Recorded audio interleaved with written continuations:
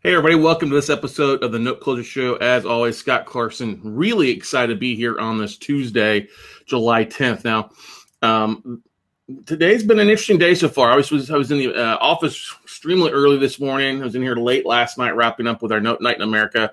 Great turnout for that actually as well. But I just couldn't sleep. Today's a busy day. I've got to be, obviously, tonight I'm going to be in Houston, Texas at the Quest IRA $1 trillion mixer, so I'm excited to be speaking about that. I've got a podcast interview with Adam, AAA Adams, on his podcast show at 3:30 this afternoon. So I've got a basically daunting with this episode and to finish my presentation to get to Quest, besides driving to Houston as well, along with reviewing roughly around 40 offers that we're getting countered back on too. So very busy morning. Couldn't sleep much last night. I mean, I slept pretty good. Went to bed early. Once I got home, got a little dinner in me, and then just woke up early and decided to come in the office and knock some stuff out. And I've been in here since 5:30 this morning.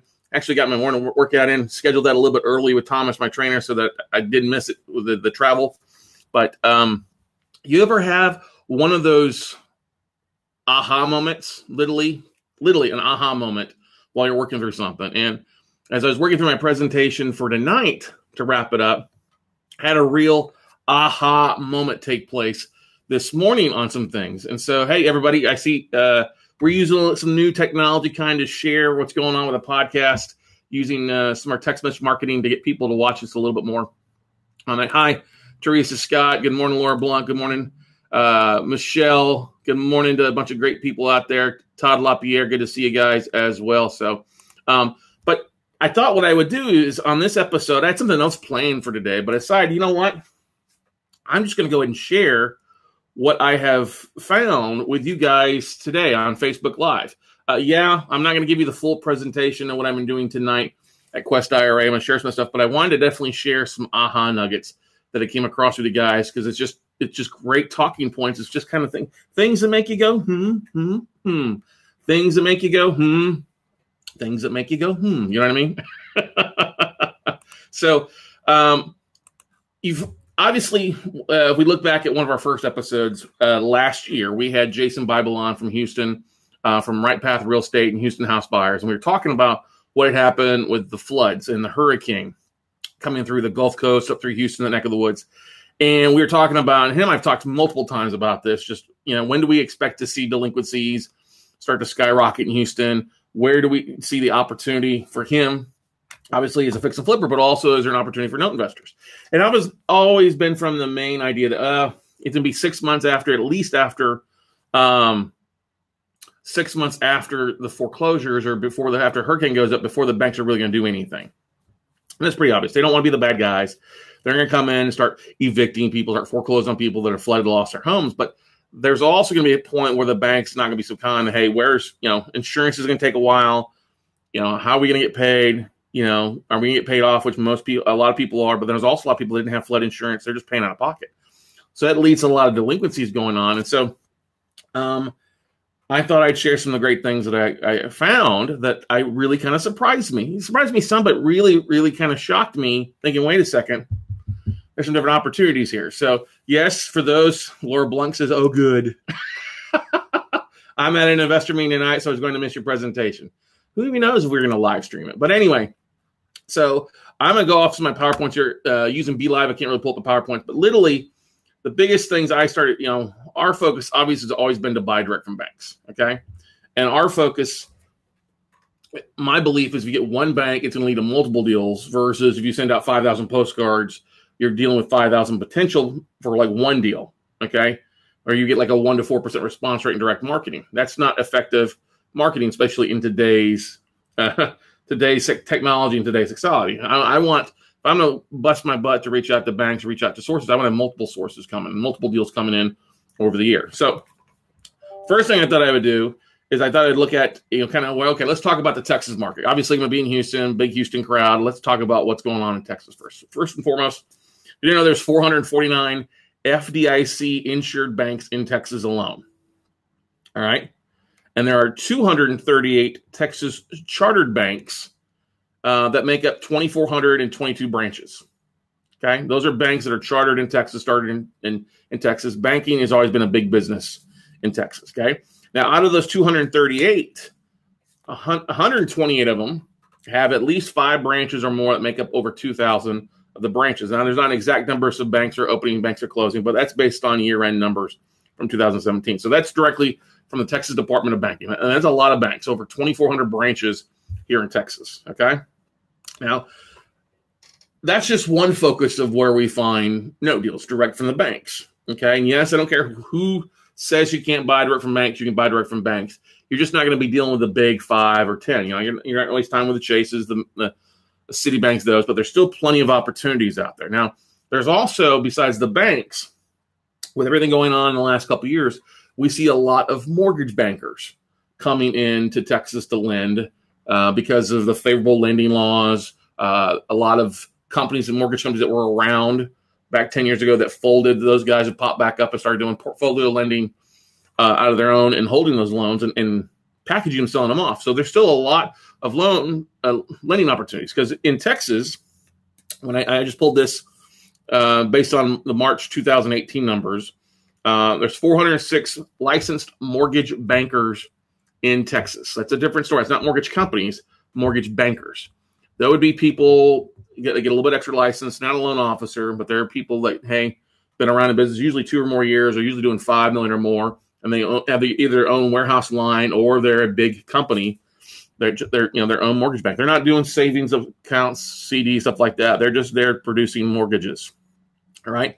Now, you can also, what's really great with the Texas Department of Savings and Mortgage Lending, if you've ever been through one of our virtual workshops, you see we pull that list pretty often. Well, when I pulled the most recent list, there are 1,142 mortgage companies lending in Texas. Now, that's a variety of mortgage bankers or also people that are just a mortgage company doing stuff. So that's a lot of originators going out there creating loans, okay? Now, if you take it one step further and narrow it down, who's servicing those loans, there's 168 servicers that are licensed to do business in Texas. That's from all across the country that are doing. That's not all the servicers, but that's a good chunk of them that are doing business here in Texas. There's some people that are just Texas only, and there are stuff that are just big nationwide servicers as well. So 406 mortgage bankers, 1,142 mortgage companies, and 168 servicers licensed just to do business in Texas. Okay. Now, those mortgage companies may be doing other states. They may locate in other states. The same thing with the servicers. They may be located in other areas. Same thing with the mortgage bankers. They may be in other states, but they're licensed to be a mortgage banker here in Texas. Okay. That's right. Tyler Chef, don't mess with Texas. Exactly right. Good morning to you. All right. Going back here. So moving on. So one of the things I wanted to figure out, okay, let's figure out all these banks that are creating loans. How many loans are being created? And I was able to go to the NMLS Mortgage Industry Report for 2017. It came out in the first quarter of 2018. And there were 234,000, actually exactly 652,000 new home loans originated for Texas. That's $51.5 billion in origination, with about a $220,000 average loan balance on those loans. That's a pretty good chunk of loans, right? We had just over 10,000 home improvement loans, 10,211 at $1.1 billion, which is a $105,000 average. Obviously, that's a smaller loan. A lot of those are seconds, or people doing a home equity line of credits and things like that. And then we also had a chunk of refinances, people refinancing their house, get a lower rate, pull some equity out of their homes. It was a total of 88,324 refinances, or $16.6 billion, and then $188,000 average mortgage balance on this refinance. So altogether, just over 333,000 loans, $69.2 billion in loans written, with an average balance of $208K is what the mortgage balance is. That's a pretty good sizable chunk in Texas. Now, if you look at that, that's a lot of stuff in Texas. Now, obviously here in Austin and Houston, Dallas, 208,000 is below average based on the market value of the properties, okay, with the average property values. But that's still okay, because that's still what does that show? Average is really kind of your first-time home buyer. Now, yes, there's some big loans when mean, median, max, and all those things. Those will average out, but it gives you an idea of what's going on. All right, 333,187 total loans written. Now, what I always like to think of, okay, those are new loans that originated or refinances, people going in. That's not the full amount of loans being done here in or loans in Texas. That's not the total, but that's the new loans in the last year, right? So I like to ask, and I always like to look at, see, what's the default rate? Okay, and the first thing started out, what's the national default rate? And that's dropped down. Last time I talked about it, last quarter, it was like 4.5. It's dropped down to 3.9% across the board, across the nation. It's 3.9%. That's down, but it's not coming down as steep as it was. It's plateauing off a little bit. I think we're going to see it pretty much hover around 3.5 or bounce back up depending on what's going on. Now, question is, what are the default rates in Texas? All right, or what's the hurricane effect caused? And if you think about this, there's two states, and if they're on Puerto Rico and there have been affected. And I pulled some numbers from CoreLogic on this morning. And this compared default rates from 2016 to 2017. Don't have them yet for 2018. But it was surprising, Florida, the Sunshine State. In 2016, there was basically about just over 6% of loans were in 30-day delinquents. That number has skyrocketed to just under 10%, like 9.9% of homes in Florida are 30-plus days delinquent. Okay? Now, if you look at serious delinquency, that's what I talk about, serious delinquencies, 90 days or greater. That number is gone from like 2.7 up to 3.9. It's gone up about 25% year over year. And we look at Texas. Obviously, don't mess with Texas.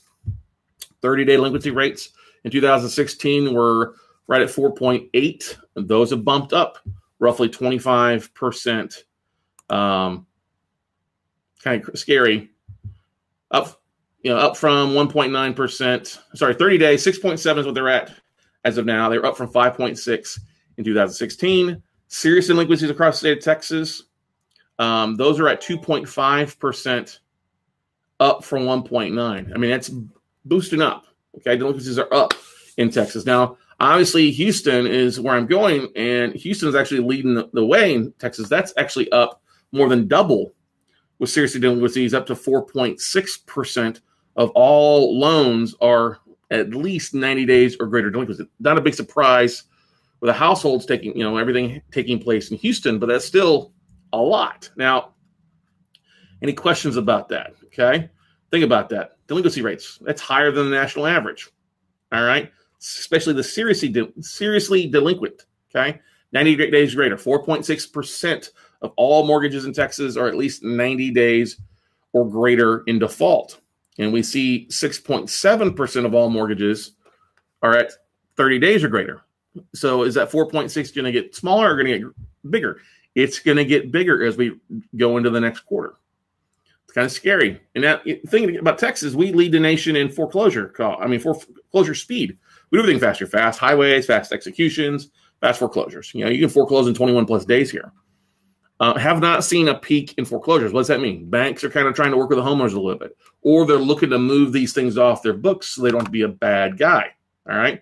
Now, let's just run some numbers. If we take our delinquency rates and we just apply that to the origination stuff, we don't look at the whole total households yet. Okay.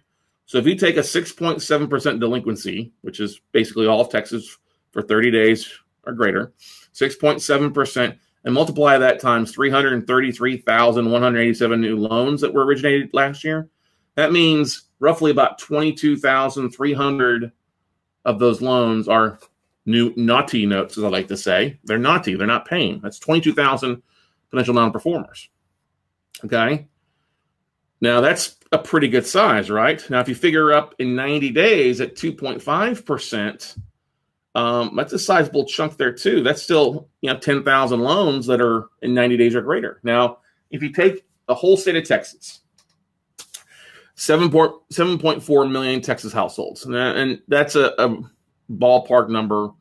Some will have mortgages, some won't, stuff like that. But if you take an average of households, okay, 6.7% of 7.4 million Texas households, that means there's just under 500,000 loans in default in Texas alone. 500,000 loans in Texas alone. Okay. Now, that's a lot. That's a lot of opportunity there for you guys as note investors, as stressed debt investors, to be reaching out to banks. Okay. Now, thing is, let's take it one step further since I'm going to Houston tonight. I like to run a number. It doesn't give me a number of exact new loans written in Houston, Texas, okay, or Harris County. So what I did is I ran some numbers. I actually jumped on the county clerk and did a quick deed of trust search. How many new deeds of trust were filed in 2017? And there were 101,479 deeds of trust recorded in Harris County last year alone. That's a lot. So if you figure 6.7% times 101,000, it comes out to roughly 6,800 new home loans or new loans in default if they were all with lenders for last year alone. I didn't have time to go through all 101,000 records this morning, but it's still 6,800 in just Houston alone. Okay. Now that's just off of what was basically originated last year. Now, if you look at the total households in Houston, there's 834,000 households in just Harris County alone. Okay. Taking that same percentage of 6.7%, that's still 56,000 households in default. Now, when the floods happened, when the hurricane rolled through here, they figured there'd be somewhere between 45 and 75,000 households affected by it, which is right. The number's not too bad about that. But that number is increasing. All right. What does that mean? It means there's opportunity for us as note investors, if you like Texas notes, reaching out to the banks that are lending in Texas, reaching out to the servicers, reaching out to the mortgage companies, the mortgage bankers, see if they've got anything on their books they want to get rid of, anything in default. Okay. There's an opportunity here because the increased rates, they don't want to hold that stuff on their books. They'd like to get it off their books because for every month it's in default, that value of that note is reduced by 5-10% a month. If it's a month late, it's no longer 100% of written value. It's worth about 90-95 cents of the dollar. 2 months, it's 80-85. 3 months, it's 70-75. Is this making sense, everybody? Hopefully it is. Marquise asked a question here. Are delinquencies ideal for refinancing with the borrower after buying the defaulted note from the bank? With a borrower after default. I think what you mean by that, Marquise, are delinquencies ideal for modifying with the borrower after buying the defaulted note from the bank? You wouldn't go get a refinance. You try to work out a modification of some sort. And yes, that's exactly what the whole idea is. Now, you can actually, in a lot of counties in Texas, you can go and actually do a search for modifications or modified loans. So sometimes they'll show that. Now, I did a search for that actually in Harris County, county clerk too, because I'm a numbers geek. All right. And there were, hang on here. Let me pull up the number here.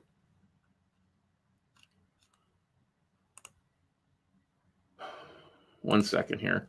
There's 8,400 mods filed in Harris County in 2017. So people were modifying already. Okay. People were already modifying in Harris County for all it was filed. Now, I didn't look at the specific dates of those things. I didn't get a chance to run those numbers, but there was 8,400 mods filed in Harris. Now, that could be a modification of a variety of different things, residential, commercial, stuff like that. But that's still opportunity. Hey, somebody's modified. Hey, maybe they might want to get it off their books. Okay. But that's a good question. Okay. No reason to apologize, buddy. I speak loan. Okay. So that's the thing to think about. There are some opportunities here, obviously, in some different areas. That's just Harris County. That's not talking like down in Nueces County, Refugio County, down in South Texas, like where Rockport, Fulton, as they say, the Texas Riviera is, where I grew up. There's some opportunity down there. There's still stuff in default down there. People aren't rehabbing, or they just don't have the money. They're just not. There's still a lot of tarps on the houses. Still some opportunity down there if you can come in and provide some opportunities. Now, these numbers that we're talking about are basically Texas as a whole or Harris County, because in fact I'll be speaking in Houston tonight. Okay. There were some other numbers that I ran I thought were pretty interesting. I talked about that already. Hang on, sorry, go back through here. One of the things too, obviously people are like, oh, how do you find note investors? What's the way to find note investors in Houston? Okay. Well, like we talked about, if you go down to the county records or the county clerks and you do a search for deed of trust, there was 101,000, like I said, 101,000 deed of trust recorded. You can do the same thing for assignments. It'll let you search for assignments. And so I did that. I ran that number, and there were literally 35,744 assignments filed just in Harris County, just in 2017, or loans were created or sold, or they were, mortgages have been around, they were sold to a different company. People are, and the beautiful thing you see on these assignments, it lists the grantee and the grantor.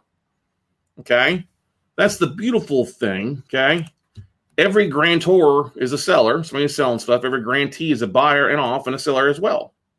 So a lot of opportunity for those things. Now, the one thing about Harris County, it won't let you pull up. You got to be a subscriber to a different website to pull up the actual county records to see what the document exactly says. But it literally lists. I ran a search in less than like 5 minutes, and it pulled all of these grantee grantors for 2017 on something I could copy and paste it directly into Excel. Really doesn't give me addresses, but it does give me the names of the grantees and the grantors, which is great. And really, both people are buyers and sellers, if you think about it. Okay, if there's no business for stuff. So this was just an interesting thing, kind of running numbers. Now, I'm excited to talk about more tonight, the opportunities that are involved with that. Hey, if you want stuff in Houston and you spend a little bit of time reaching out to banks through making phone calls, doing mail blasts, email lists, through some of the servicers or things on the websites that you'll be able to find, there's opportunity out there for you. Okay. What was the big aha moment is I had to take a step back, because even as of last night, I was talking about, don't waste your time in Texas. It's too expensive for the most part, too fast foreclosures. That's still going to be the case for a big majority of lenders, especially if they're like focused just in the Dallas markets or Austin, where things haven't really been hurt that well. But if you find a lender who's got a chunk of their portfolio in Houston that's been affected in any form or fashion, they may be willing to move some of that paper off at a price that makes sense.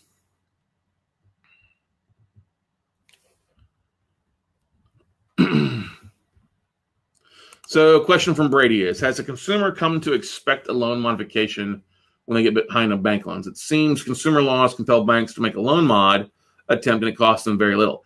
Well, the thing is, they can do a modification a variety of ways, Brady. Good question. I don't know if I can understand or kind of answer the expect the loan modifications. But I will tell you this: yes, banking laws kind of do want want the banks to work with the borrowers. But the thing is, if it's already gone in default, they're not getting paid. That value is dropped out. Even if they weren't able to do stuff, yeah, they might try to do a loan mod of some court. But if they're the originator on that loan, they don't have a lot of room to write off that stuff. They don't have a lot of room to reduce principal and stuff like that. Yeah, they can be flexible, drop interest rates, do a variety of things.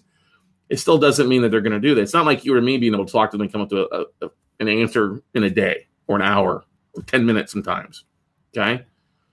This is where you're going to start seeing banks selling off chunks of their portfolio in specific areas. We've already seen this already as of last year. A great example is Joe Bangarina, Jimmy Kubiak, and Adam Adams taking down that portfolio of loans in San Antonio.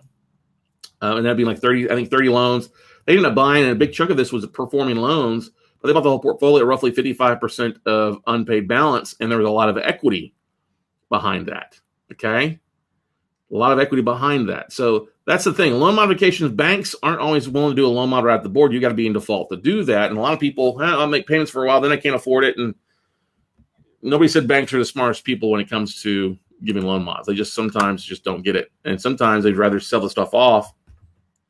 And that's where us as note investors come in handy to be able to take those assets down, to be able to buy in bulk, buy and be creative if we got it at a good enough price point to make sense. Now, like they talked about before, if the loans that were home equity loans or they pulled out line of credits for repair loans and things like that, those things, they're probably not going to foreclose because the fact is they're probably sitting, if the borrower did a loan or a cash out refi, pulled equity out for toys or rehab, stuff like that, that's really kind of in a second lien position as long as they didn't do it just one loan. Now in Texas, we have a thing here called the Texas cash out, where you can only do one cash out refinance. Okay. And most of the time, banks will only, actually based on the state here, state law, it's not just the bank.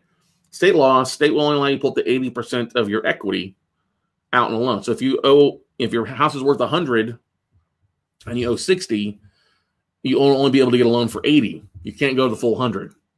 Yeah, they only let you do 80, so you only pull like 20% out if that was the situation. So if you've got 20% equity, you're not really doing a cash out. You're basically doing just a straight refi, rate term refi on that stuff here in Texas. So that's the thing to keep in mind here.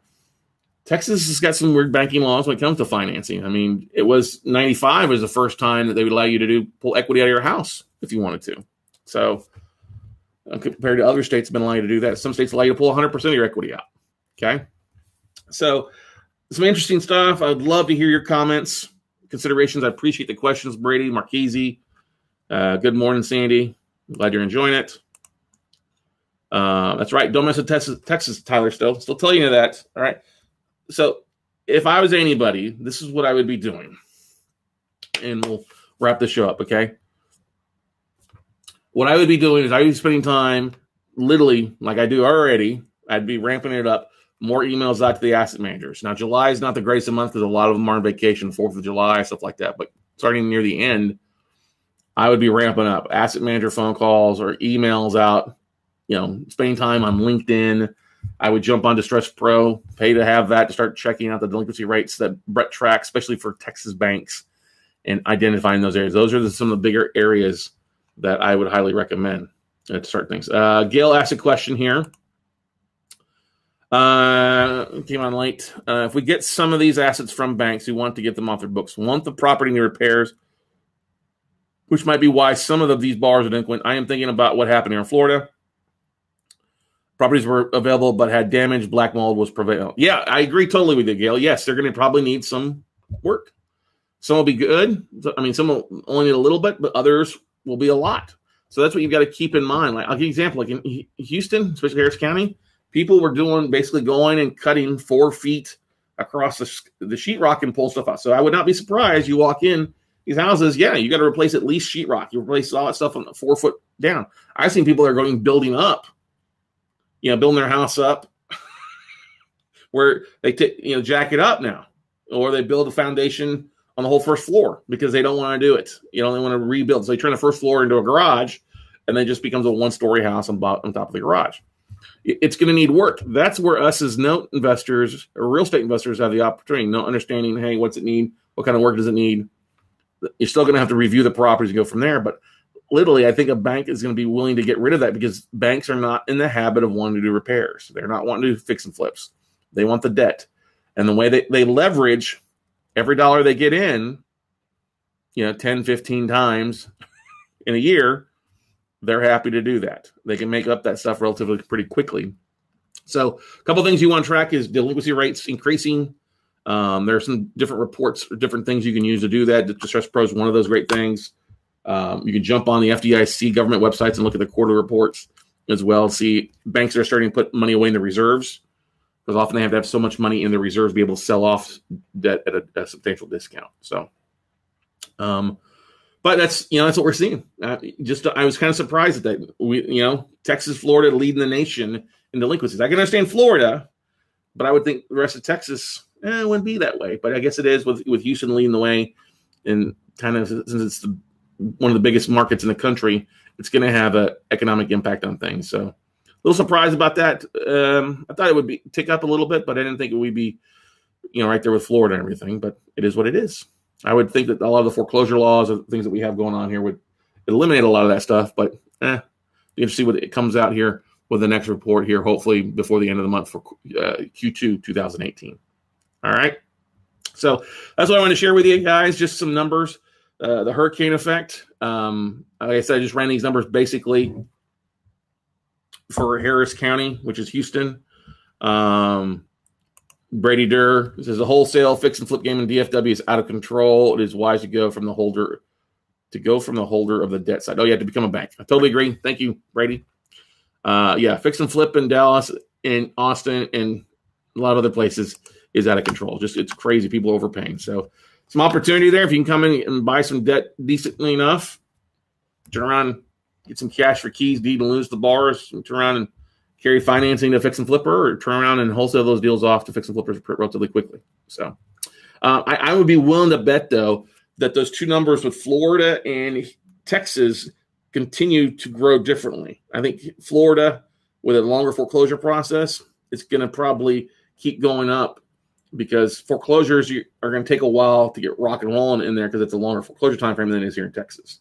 So yeah, I wouldn't be surprised if banks here start the foreclosure process relatively quickly here once they start going, especially we're coming up on about a year out. So keep that in mind, everybody, when you're looking at that. But hey, yeah, I literally was kind of shocked when I was pulling those numbers this morning, but I was like, oh, there's some opportunities here. I was kind of surprised. I'll have to eat a little crow pie and dive into it a little bit different way here. So, but some opportunities here in the Lone Star State, everybody. So thanks. Use these tonight. Awesome, Lauren. Glad to help.